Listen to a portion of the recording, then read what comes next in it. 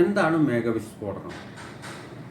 കഴിഞ്ഞ ദിവസം ഹിമാചൽ പ്രദേശിലെ കുലു വാലിയിൽ ഉണ്ടായിട്ടുള്ള ഈ മേഘവിസ്ഫോടന ഫലമായിട്ട് 4-5 ആളുകൾ മരിക്കാനിടയായിട്ടുണ്ട്. അതുകൊണ്ട് ഒരു വാക്കിൽ ഈ എന്താണ് മേഘവിസ്ഫോടനം എന്ന് പറയാം. മേഘവിസ്ഫോടനം എന്ന് പറഞ്ഞാൽ മഴ തന്നെയാണ്, അല്ലെങ്കിൽ മേഘം പൊട്ടിത്തെറിക്കലല്ല.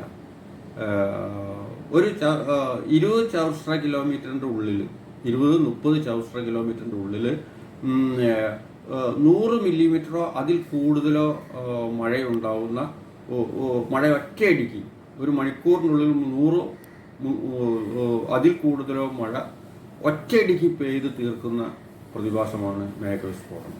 അത് ചിലപ്പോൾ അപകടകരമായിരിക്കാം. ധാരാളം ആളുകൾ പെട്ടെന്ന് അപ്രതീക്ഷിതമായി പെയ്യുന്നതുകൊണ്ട് മേഘവിസ്ഫോടനത്തിന് വലിയ വൻ പ്രളയം ഉണ്ടാകും. അതാണ് 2018 കേരളത്തിൽ പശ്ചിമഘട്ടത്തിൽ പെയ്യുകയും കേരളം മൊത്തം പ്രളയക്കെടുതിയിൽ ഇടവരുത്തുകയും ചെയ്തു.